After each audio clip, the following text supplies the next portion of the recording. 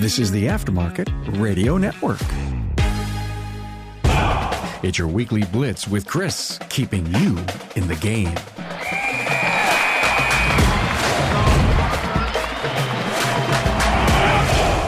Are you ready to supercharge your auto repair business? This is Coach Chris Cotton from AutoFix Auto Shop Coaching.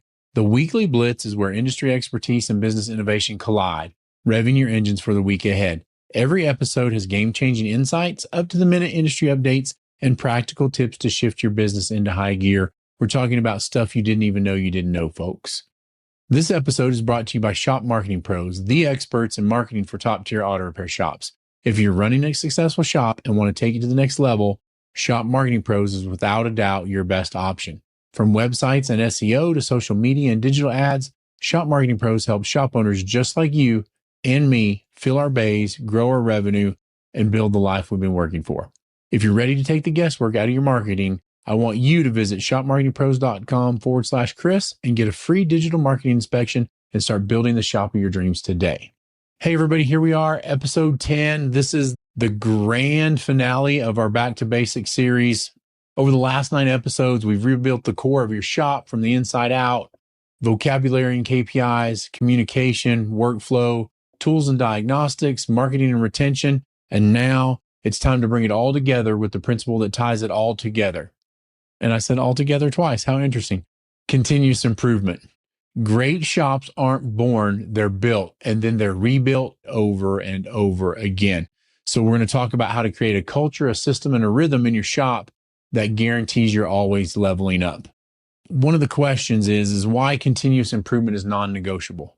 You cannot fix it and forget it. You can't hit a revenue milestone and coast.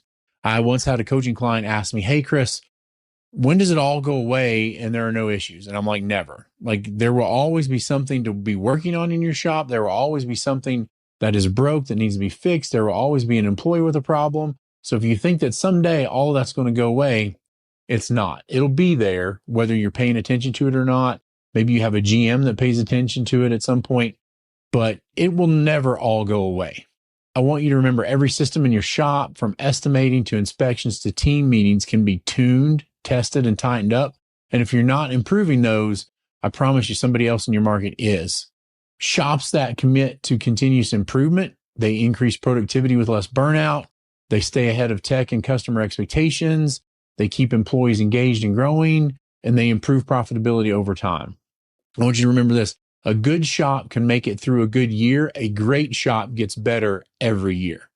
A lot of time towards the end of the year, and we're almost done with the third quarter here and hitting the fourth quarter, and we'll start talking about goals for next year. People are like, "Chris, what should our goal be for next year?" The goal is always 10% growth or more year over year. You should be growing 10% or more. I would say 10% or less, we got some issues. Either some customer issues, some other type of issue, something's going on. You should be shooting for 10% or better goal every year. So what are some systems that support growth? So let's talk practical. How do you build improvement into the fabric of your business? Number 1, weekly team meetings with metrics. You need to track and review average repair order, hours per repair order, closing percentage, car count, and more. You need to ask your staff what went well, what didn't, and what's one thing we'll fix as a group this week. Make sure to keep it short, focused, and honest, like agenda-driven. Next, we have one-on-ones with your team. You need to meet monthly at minimum, and I almost think that you need to check in weekly with each technician and advisor. If you are the acting general manager in the shop, then that's your job. If somebody else is the general manager, then that's their job. It's a 10-minute meeting.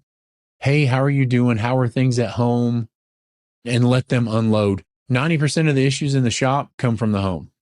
Also, you need to discuss their performance goals, roadblocks, and development. You need to ask for ideas on what to improve in the shop and actually act on them.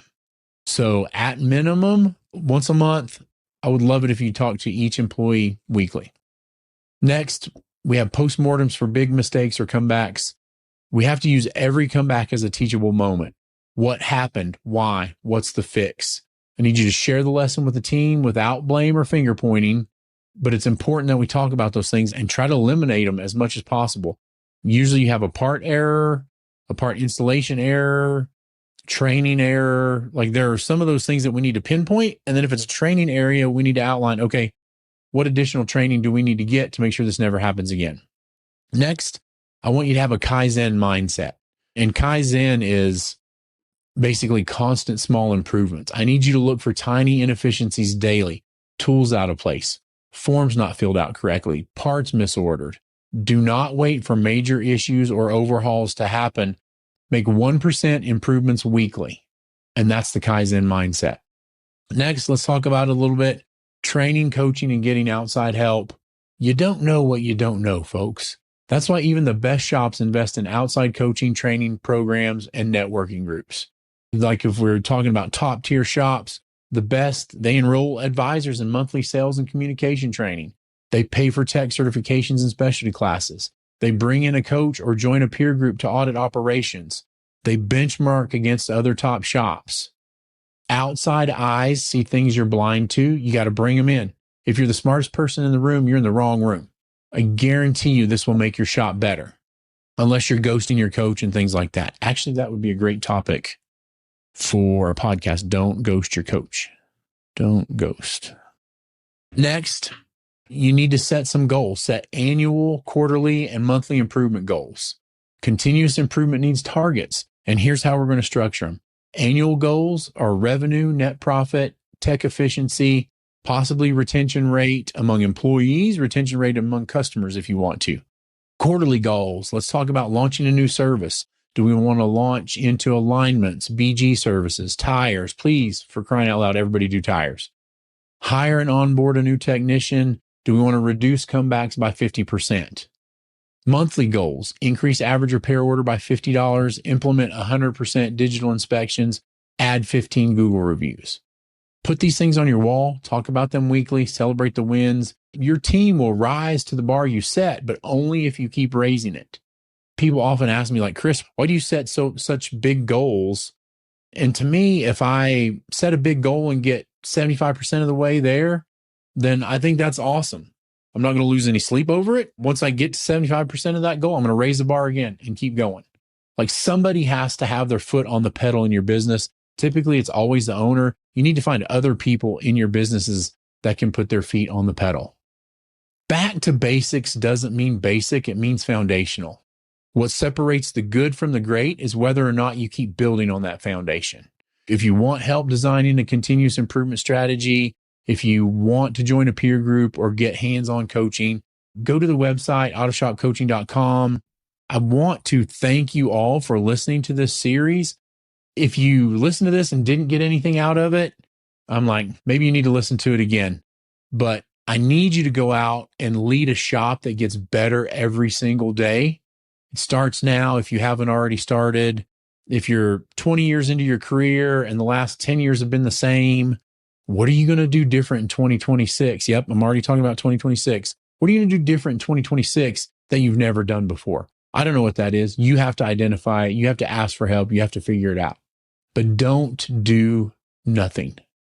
I want to give another shout out to our sponsor, Shop Marketing Pros. They're the only marketing company I recommend, and they handle all of the marketing for my own shops as well. If you're serious about growth, you need strategies that actually work, better websites, higher Google rankings, and ads that bring real customers through your doors. I want you to go visit shopmarketingpros.com/Chris and partner with a team that understands your business, because every great shop deserves marketing that's just as great. Thanks for tuning in to the Weekly Blitz. Remember, it's time to rise, grind, and keep your mindset positive. Until next time, this is Coach Chris Cotton signing off. Have a great day, everybody.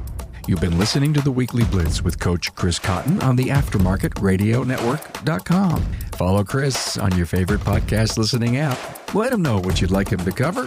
His email is in the show notes. Chris is all for advancing the aftermarket.